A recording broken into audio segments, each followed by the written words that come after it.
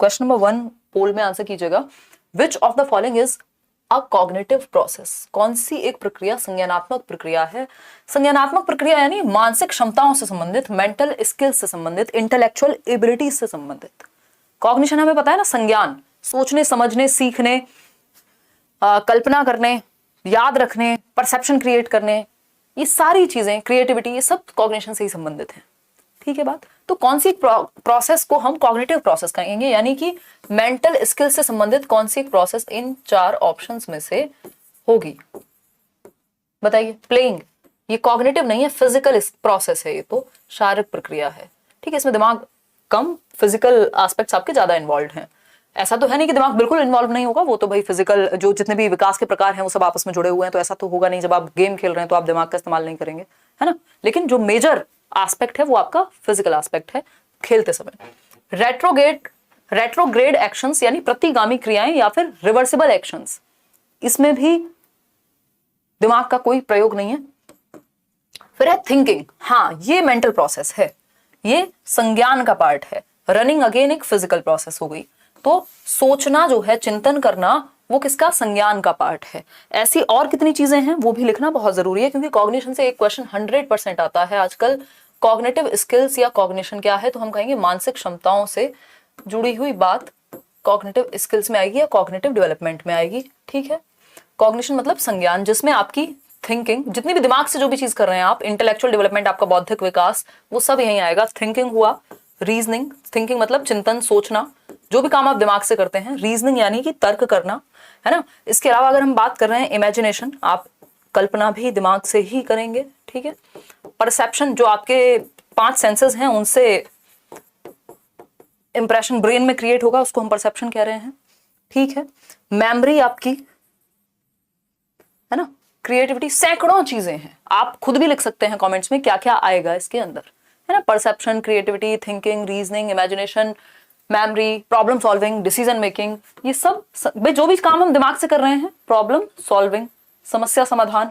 ठीक है, decision making, कोई निर्णय अगर आप ले रहे हैं तो डिसीजन मेकिंग। ठीक है जी बात। इसके अलावा अगर हम बात कर रहे हैं तो ऐसी सैकड़ों चीजें यहां आ जाएंगी, यानी मानसिक क्षमताओं से संबंधित जितने भी एस्पेक्ट हैं वो सब यही है। क्लियर है बात? हाँ, ग्रुप डिस्कशन, बहुत सारी चीजें ऐसे तो हो सकती हैं। आपकी लैंग्वेज भी इवन संज्ञान से ही संबंधित है। आपके कॉन्सेप्ट्स कहाँ बनते हैं? जो कॉन्सेप्चुअल डेवलपमेंट है, याद रखिएगा, क्वेश्चन पूछा भी हुआ है, पूछा जा सकता है। कॉन्सेप्चुअल डेवलपमेंट जो है, संप्रत्यात्मक विकास, जो संप्रत्यय है, मान लीजिए आपके दिमाग में एक संप्रत्यय है, किसका? आईपीएल का, है ना। ये कॉन्सेप्ट है, एक कुछ तो होगा दिमाग में, है ना। फोन का एक कॉन्सेप्ट होगा, कहाँ है? हाथों में है? नहीं, दिमाग में है। तो कॉन्सेप्चुअल डेवलपमेंट किससे संबंधित है? कॉग्निटिव डेवलपमेंट से, संज्ञानात्मक विकास से। और इंटेलेक्चुअल डेवलपमेंट भी सेम बात। आगे बढ़ेंगे नेक्स्ट क्वेश्चन पे। क्वेश्चन नंबर है आपका 2, देखिएगा जरा। Question number 2 says the normal 12-year-old child is most likely to, यानी जो सामान्य 12 साल का बच्चा होगा, अधिक संभावना है कि वो किससे, कौन सी एक्टिविटी करेगा? 12 साल का बच्चा, ये आपको यहाँ पे देख के पहचानना है कि 12 साल के बच्चे की जो एक्टिविटी है वो किस तरफ ज्यादा एसोसिएटेड होगी इन 4 ऑप्शंस में से। तो 12-year-old child have difficulty with gross motor coordination, यानी सकल मोटर नहीं कहेंगे इसको, कहेंगे स्थूल गतिक कौशलों में, यानी दौड़ने में, भागने में, चलने में, साइकिल चलाने में, इन सब में दिक्कत होगी। नहीं, 12 साल का बच्चा तो ये सब चीजें करने लगेगा, तो ये तो गड़बड़ है। Have anxiety feelings about pleasing adults, ऐसा नहीं है कि एंशियस फील करेगा कि भाई दूसरों को खुश नहीं कर पा रहा, है ना। अगर आप गुड बॉय गुड गर्ल से भी जोड़ेंगे तब भी वो 12 साल से पहले की बात है। ठीक, अगर हम बात करें confine his or her interest to here and now, यानी अपने हितों को यहां और अभी तक सीमित करना कि सिर्फ जो है अभी है, नहीं, ऐसा नहीं है, वो फ्यूचर के बारे में भी सोच पाता है, कल्पना कर पाता है। ठीक, तो आंसर क्या है? 60% लोग सही दे रहे हैं। Be eager for peer approval, सहकर्मी अनुमोदन के लिए उत्सुक रहेगा। क्यों? क्योंकि अब आ चुका है एडोलेसेंस, यानी किशोरावस्था, और 7 से 11 में भी पीयर्स का पूरा प्रभाव है, क्योंकि वो भी गैंग एज है। ये है एडोलेसेंस यानी किशोरावस्था। यहां तो पीयर ग्रुप सर चढ़ के बोलता है, मतलब उसको बाइक भी वही चाहिए जो उसके दोस्तों के पास है, जो उसके दोस्त कहें वो सही है ना। तो सहकर्मी या सहपाठी कहेंगे, या साथी समूह का जो अनुमोदन है उसके लिए वो उत्सुक रहेगा। थोड़ा सा ट्रांसलेशन आज गड़बड़ है, ठीक है। तो हमें क्या करना पड़ेगा? हमें इस तरह के क्वेश्चंस जो स्ट्रेट अवे पूछे जाते हैं और जो घुमा करके या ज्यादा कॉन्सेप्ट्स भारी भारी लगा करके लेंदी पूछे जाते हैं, दोनों का मिश्रण लेके चलना पड़ेगा। कभी ऐसे क्वेश्चंस, कभी वैसे क्वेश्चंस, मिक्स एंड मैच करके आपकी पेडागोजी की तैयारी यहाँ से ढंग से हो जाएगी। ठीक है, तो D option is the right answer. आगे बढ़ेंगे, क्वेश्चन नंबर 3 देखिएगा एक बार। Question number 3 says Which of the following is not a component? Not लिखा है, not a component of three-dimensional theory of Guilford. JP Guilford की थियरी, एक दिन मैंने आपको वो चार्ट बना के भी समझाया था, थ्री डायमेंशनल या फिर SOI, स्ट्रक्चर ऑफ इंटेलिजेंस बोलते हैं इसको। और इसमें क्या है, 3 डायमेंशंस होती हैं। क्या है, 3 डायमेंशंस हैं, 3D है ये, ठीक है, त्रिआयामी है। ठीक, CPO से याद कराया है आपको बैचेस में भी, अगर आप हैं या यूट्यूब पे भी आपने पुराने वीडियोस भी अगर देखे हैं। CPO या PCO से भी करना है तो PCO से कर लो, बट CPO सही सीक्वेंस है इसको याद रखने का। C for contents, P for products, O for operations, abilities is not a part of Guilford's theory. तो आंसर क्या हुआ, आंसर क्या होगा, जो पार्ट नहीं है एबिलिटीज। तो सही उत्तर क्या है, बी ऑप्शन है ना, कि गिलफर्ड के सिद्धांत का कौन सा एक घटक नहीं है, तो क्षमताएं नहीं है, ऑपरेशंस है, संचालन है, उत्पाद यानी प्रोडक्ट्स है, कंटेंट्स यानी सामग्री है। 3 एस्पेक्ट हैं और इन 3 एस्पेक्ट में CPO, if I am not wrong तो 6 × 5 × 6 ऐसा ही कुछ बनता है ना, 6 5 जो 30 और 36 जो 180। तो टोटल एलिमेंट्स कितने हैं, 180 आज की डेट में, पहले 150 हुआ करते थे। तो ये इनकी थियोरी के एलिमेंट्स हैं। ठीक है, इतनी बात क्लियर है। इनके अंदर भी फिर चीजें होती हैं बट वो मैटर नहीं करती, इतना ही आपसे जनरली पूछता है। आगे बढ़ेंगे भाई, इतनी जल्दी पोल क्यों गायब कर दिए। ठीक, क्वेश्चन नंबर 4 देखिएगा। An effective school practice is, एक प्रभावशाली स्कूल अभ्यास है, यानी स्कूल में कौन सा एक कार्य जो है वो प्रभावशाली माना जाएगा, इफेक्टिव माना जाएगा। देखिएगा एक बार, तो ऑप्शन ए है कॉन्टिन्यूस कंपैरेटिव इवैल्यूएशन, यानी उस प्रैक्टिस को, उस एक्शन को हम स्कूल में अच्छा मानेंगे जहां पे बच्चों को आपस में हम कंपेयर कर रहे हैं लगातार। बच्चों को आपस में कंपेयर नहीं करना होता, नहीं करना होता, नहीं करना होता, बिल्कुल कान पकड़ लीजिए। बच्चों को कंपेयर नहीं करना, बच्चों को कंपेयर अगर करना है तो उसी की प्रीवियस परफॉर्मेंस से करना है कि हिमांशी 1 साल पहले तो आप ऐसे करते थे या ये डिस्कशन करते थे, आज ये है तो कल से आपकी राइटिंग जो है इंप्रूव हुई है आज, है ना, या कल से और बदतर हो गए हैं। मतलब इन शब्दों में तो नहीं, बट आप बच्चे को बच्चे खुद की ही परफॉर्मेंस से कंपेयर करेंगे, किसी और से नहीं, तो comparative evaluation will not work. ठीक है, तो ये तो हटा देंगे। फिर आता है कॉर्पोरल पनिशमेंट। ये RTE ने बिल्कुल साफ मना कर रखा है, बच्चों को मुर्गा मुर्गी नहीं बनाना, शारीरिक दंड आप नहीं दे सकते, इवन मानसिक भी किसी भी तरह से नहीं दे सकते, राइट। फिर आती है बात आपकी कॉम्पिटिटिव क्लासरूम, यानी सब एक दूसरे का सर फोड़ने को तैयार है ना, मुझे इससे आगे निकलना है, उससे आगे निकलना है, नहीं है ठीक, इसको अच्छी प्रैक्टिस नहीं मानेंगे। Individualised learning is the best thing, यहाँ व्यक्तिगत शिक्षा या हम कहेंगे इंडिविजुअलाइज्ड एजुकेशन प्लान की भी जब हम बात करते हैं, इंडिविजुअलाइज मतलब इंडिविजुअल नीड्स के अकॉर्डिंग आपने अपना प्लान बनाया है, इंडिविजुअल नीड्स के अकॉर्डिंग आपने प्लान किया है कि बच्चों को कैसे सिखाना है। क्लियर है, 49% लोग सही दे रहे हैं। तो इंडिविजुअलाइज का मतलब है इंडिविजुअल नीड्स के अकॉर्डिंग आप प्लान तैयार करते हैं। IEP यहीं से आया है, इंडिविजुअलाइज्ड एजुकेशनल प्लान्स बहुत महत्वपूर्ण है, स्पेशल बच्चों के लिए जो है उनके लिए भी जरूरी है और हर बच्चे के लिए एक तरह से जरूरी ही है। ठीक है, क्लियर है। आज हिंदी में बैंड बज गया हमारे टाइपिस्ट जी ने, कोई बुलंदशहर का नाम ले रहा है, बुलंदशहर वाली मैम की जय हो। अच्छा राहुल, ठीक है जी, आपकी हिंदी की राइटिंग बहुत इंप्रूव हुई है। आसिफ आंसू आ जाता है मेरे ये सुनती हूँ तो, है ना। चलो आ जाते हैं, आगे बढ़ते हैं। 52% लोग डी आंसर कर रहे हैं। आज लेंदी नहीं क्वेश्चन बट अच्छे क्वेश्चन हैं। क्वेश्चन नंबर 5 देखिएगा, लास्ट तक आते आते और अच्छे हो जाएंगे, आज कुछ आपको नया भी सीखने को मिलेगा। क्वेश्चन नंबर 5 है the term comprehensive evaluation implies, comprehensive यानी व्यापक, कॉन्टिन्यूअस एंड कॉम्प्रिहेंसिव हम सबने सुना है, CBSE ने लागू किया था आपका। कॉन्टिन्यूअस एंड कॉम्प्रिहेंसिव बोले तो सतत एवं व्यापक मूल्यांकन। ठीक है, तो व्यापक जो शब्द है इसमें, कॉम्प्रिहेंसिव व्यापक, इसका क्या मतलब है? व्यापक का मतलब है यहाँ in all aspects, in all aspects, या होलिस्टिक, होलिस्टिकली आप बच्चे को असिस्ट कर पाए कि उसका जो सर्वांगीण विकास है वो हो रहा है या नहीं, सिर्फ पेन पेपर ही नहीं, उसके अलावा भी बाकी एक्टिविटीज में भी, यानी स्कोलास्टिक ही नहीं, स्कोलास्टिक बोलते हैं शैक्षिक पक्ष पेन पेपर वाला, को स्कोलास्टिक बोलते हैं सह शैक्षिक बाकी एक्टिविटीज, दोनों को जोड़ करके कॉम्प्रिहेंसिव बनता है ना। तो evaluation conducted at several points of time, bar bar conducting नहीं, ये नहीं है। ग्रुप टीचर्स, ऐसा भी कुछ नहीं है। स्कोलास्टिक एंड को स्कोलास्टिक, ये बात बिल्कुल सही है।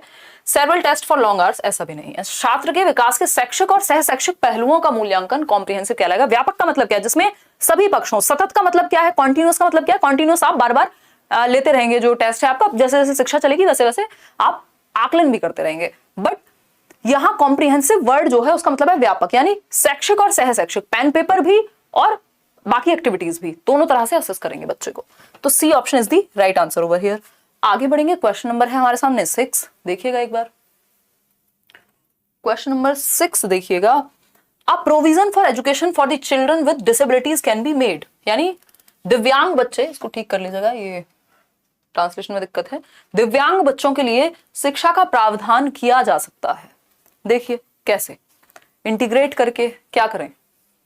अर्जुन वर्मा क्या कह रहे हो? Ma'am wish me today is my birthday and give some blessings, I will tag you on Instagram if it's possible. Arjun Verma, I am wishing you a very happy birthday, और पूरे लेट्स लर्न सारे लर्नर्स की तरफ से आपको happy birthday, और may you get what you truly deserve, what you truly work for, और आप अच्छा करें, अपने हिस्से का परिवर्तन लाएं जीवन में, ये जरूरी है ना।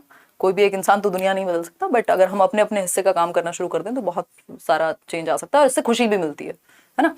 तो you will do wonders Arjun, मेहनत कीजिए, है ना, टेक केयर, है ना।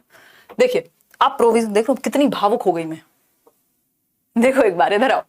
अगर हम बात करें यहाँ, है ना, मतलब छोड़ो यार, मैं इतनी खतरनाक बात बोलने वाली थी, बाद में बोलूंगी कभी। आप प्रोविजन, ऐसा फील आता है कि मतलब अपने बच्चे नहीं होते इंसान के, मैं फील तो हो नहीं सकता क्योंकि हुए नहीं कभी, बट या है भी नहीं, बट वैसे ही वाला फील आता है, मतलब इतना बड़ा बड़ा सा फील होता है जब आप लोग ऐसी बातें लिखते हो। खैर आ जाओ इधर। A provision for education for the children with disabilities can be made, यानी एजुकेशन में प्रोविजन CWSN कैटेगरी के लिए, यानी वो बच्चे जिनको कोई भी एक दिव्यांगता है ना। मतलब सच में इतने दिल से निकलती है ना बात, मतलब मुझे फील होता है कई बार कि कितना डीप चली गई मैं इतने मन से कभी खुद भी प्रार्थना की है कहीं पे। देखो एक बार, आप provision for education for the children with disabilities can be made through integration. देखो इंटीग्रेशन से बेहतर होता है इंक्लूजन। इंटीग्रेशन होता है सिर्फ आपने एडमिशन कर लिया, एकीकरण से अच्छा है समावेशन, ठीक है जी। By including the main stream, सिर्फ मेन स्ट्रीम में शामिल कर लेना नहीं, थ्रू इंक्लूसिव एजुकेशन, ये बात सही है, एजुकेशन फॉर ऑल, इंक्लूसिव सबसे अच्छी है, चाहे वो मेन स्ट्रीम हो चाहे इंटीग्रेशन हो, सबसे बेहतर है इंक्लूसिव, क्योंकि ये एजुकेशन फॉर ऑल की बात करेगा बच्चों की नीड्स को ध्यान में रखते हुए, ठीक है। समावेशी शिक्षा, सीटेट में तो 5 नंबर का आता भी है, बाकी हर जगह ये क्वेश्चन आता है ये समावेशी शिक्षा से। तो समावेशी शिक्षा के माध्यम से हम दिव्यांग बच्चों को, हर प्रकार का बच्चा जो भी जिसकी भी डिफरेंट नीड्स हैं उनको हम शामिल करेंगे, ठीक। आगे बढ़ेंगे नेक्स्ट क्वेश्चन पे। लाइक शेयर सब्सक्राइब आप करते नहीं हैं, भूल जाते हैं। 4500 लोग देख रहे हैं, 1700 लोगों ने लाइक किया है, ऐसे कैसे चलेगा भैया और दीदी। देखो क्वेश्चन नंबर 7, देख लो आजकल मूड अच्छा चल रहा है मेरा। क्वेश्चन नंबर 7 देखो, मेहनत की जा रही है इस पे, ऐसे नहीं हो रहा, अच्छा हर चीज पे मेहनत करने की जरूरत है आज की डेट में। देखो क्वेश्चन नंबर 7 देखो, what has been considered as a process of correcting behaviour by training, यानी किस चीज को एक प्रक्रिया के रूप में माना जाएगा व्यवहार सही करने की, बिहेवियर मॉडिफिकेशन की ट्रेनिंग के द्वारा, प्रशिक्षण द्वारा व्यवहार को ठीक करने की प्रक्रिया के रूप में क्या माना गया है। इसको टीचिंग कहेंगे, लर्निंग कहेंगे, मोटिवेशन कहेंगे या इंस्ट्रक्शंस कहेंगे। व्हाट डू यू से? मोटिवेशन यार ऐसा थोड़ी है कि ठीक करना व्यवहार को मोटिवेशन होता है। एक बार कोई मॉडिफिकेशन ऑफ बिहेवियर यहाँ हो सकता था, बट यहाँ पे लिखा हुआ है करेक्टिंग बिहेवियर, करेक्ट करना, तो स्पेसिफिकली जो उत्तर है वो जाएगा इंस्ट्रक्शन की तरफ।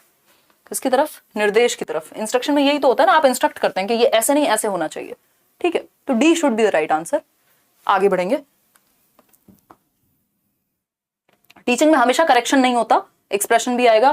क्वेश्चन नंबर 8 देखिएगा, क्वेश्चन नंबर 8 है which of the following areas of individual differences is most important for organising educational programmes effectively, यानी कौन सा एरिया इंडिविजुअल डिफरेंसेस के अनुसार, व्यक्तिगत विभिन्नताओं के अनुसार सबसे ज्यादा महत्वपूर्ण है एजुकेशनल प्रोग्राम्स को प्रॉपरली इफेक्टिवली ऑर्गेनाइज कराने के लिए। यानी इंडिविजुअल डिफरेंसेस, जो व्यक्तिगत विभिन्नताएं हैं, उसके किस क्षेत्र को सबसे ज्यादा ध्यान में रखा जाना चाहिए जब आप कोई भी एक्टिविटी ऑर्गेनाइज करा रहे हैं, एजुकेशनल ऑर्गेनाइज करा रहे हैं एजुकेशनल एक्टिविटी, ठीक है।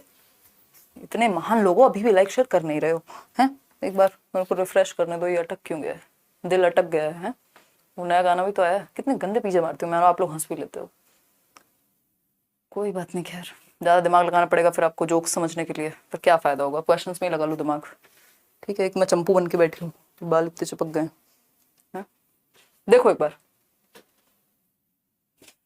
देखो एक बार, अगर हम बात करें पोल में आंसर करना है यार, वो पोल ही गायब हो गया था। I will wait for your poll. टम टम टम।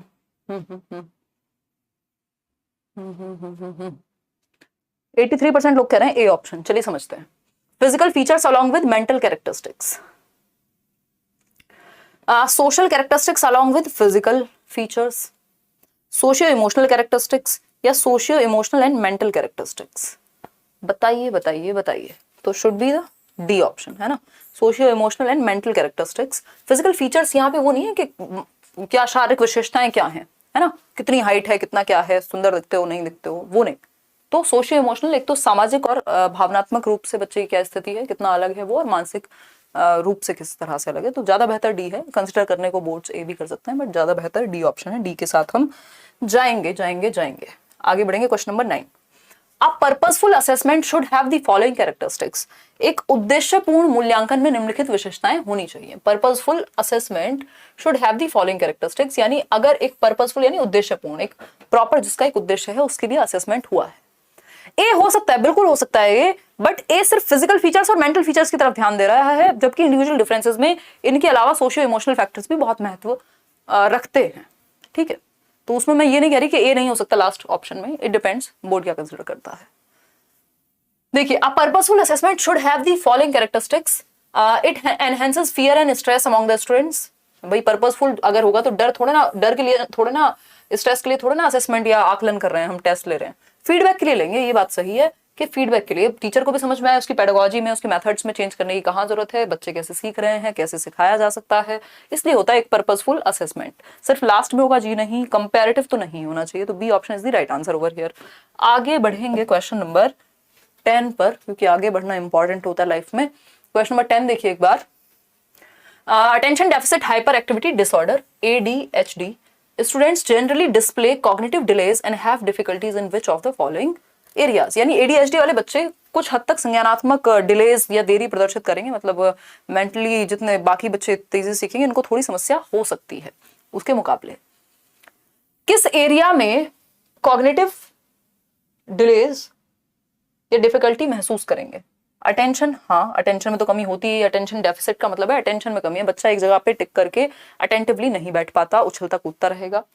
मेंटल रिटार्डेशन होता है, ये नहीं कह सकते। ADHD का मतलब ये नहीं कि बच्चा मेंटली रिटार्डेड है, उसका इंटेलिजेंस जीरो है, अब सीख नहीं सकता है, बहुत कम बुद्धि है, ऐसा नहीं है ना। ऑटिज्म में ऐसा होता है ना, उसमें भी बुद्धि ठीक है। इंपल्स कंट्रोल नहीं होता बच्चे से, वो जो हाइपर एक्टिव है, कंट्रोल नहीं हो रहा, 1 मिनट में यहाँ 1 मिनट में वहां, 2 मिनट ये देखा 3 मिनट यहाँ देखा। और आजकल तो इंटरनेट मतलब बहुत बड़ा कारण बन रहा है इस चीज में, स्पेशली जो छोटे छोटे वीडियोस आप देखते हैं, कि इससे अटेंशन स्पैन आपका बहुत ज्यादा कम होगा, है ना। आपको आदत ही नहीं है कि आप 1 घंटे का कोई क्लास देख सकें, कोई पॉडकास्ट देख सकें, कोई यूनिवर्सिटी का लेक्चर देख सकें, है ना। आपको लगता है कि यार इधर से उधर बस 30-30 सेकंड में खत्म होती जाए चीजें, है ना, कोई कच्चा बादाम गा के निकल जाए और मजा आ जाए। ठीक, तो इससे क्या होगा, ADHD बढ़ रही है, मतलब ADHD की जो परेशानी है इससे बढ़ेगी, कम नहीं होगी। अटेंशन में डेफिसिट होगा, आपका अटेंशन रुकेगा नहीं, इंपल्स आएगी अंदर से, आवेग आएगा कि भाई चेंज करो, बहुत हो गया। तो A and C ओनली, है ना, B नहीं होगा, मानसिक मंदता या मेंटल रिटार्डेशन इसमें नहीं आएगा। तो D option is the right answer. आगे बढ़ेंगे। क्वेश्चन नंबर 11 देखिएगा। Learners can not learn unless, शिक्षार्थी तब तक नहीं सीख सकते जब तक, बताइएगा, they are taught according to the needs of social aims of education, यानी उन्हें सामाजिक उद्देश्यों की आवश्यकताओं के अनुसार ना पढ़ाया जाए, यानी जो समाज में उद्देश्य हैं उनके अनुसार ना पढ़ाया जाए। फिर है आपका, दे know that the lesson being taught will be tested in the near future, यानी जो भी वो पढ़ रहे हैं उसको नियर फ्यूचर में टेस्ट लिया जा सकता है।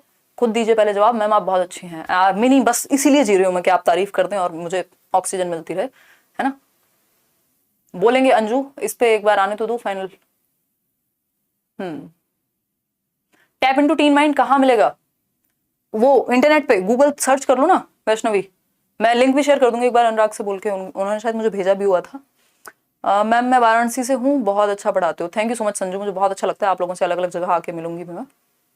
कल वाला क्वेश्चन बता दीजिए, वस्तु स्थायित्व वाला। मनोज एक बार मेरे को चेक करना पड़ेगा, बहुत अच्छा कि आपने बता दिया। मैं जब ये PDF देख रही थी तब मेरे दिमाग में आया वो, और तब तक फिर मतलब लेट हो चुका था तो मैं इंक्लूड नहीं कर पाई। पक्का बता दूंगी, कल बता दूंगी। लखन तुम भी याद रखना, ठीक है। आपकी टी-शर्ट अच्छी लग रही है यार, थैंक यू सो मच। हाँ, और कौन हंस रहा है? ये चलो, आज 15 ही क्वेश्चन है ना, इसलिए थोड़ा मैं मस्ती मजाक के मूड में हूँ। आ जाओ एक बार। Learners can not learn unless, यानी बच्चा जो है वो कब तक नहीं सीख सकता, जब तक उनको सोशल एम्स के अकॉर्डिंग ना पढ़ाया जाए, सामाजिक उद्देश्यों के अनुसार। बच्चे का कोई उद्देश्य नहीं है, सिर्फ समाज के लिए पढ़ा रहे हैं हम, हैं? बताओ आप, बताओ ये कैसी बात है? शादी कब है आपकी? कल, कल है प्रिंस, टाइम से आ जाना, ठीक है। देखिए बी ऑप्शन है, दे know that the lesson being taught will be tested in the near future, कि जल्दी ही टेस्ट लिया जाएगा इसलिए उनको सिखाया जाना चाहिए। नहीं, बिल्कुल भी नहीं, ये तो अच्छा तरीका नहीं होगा।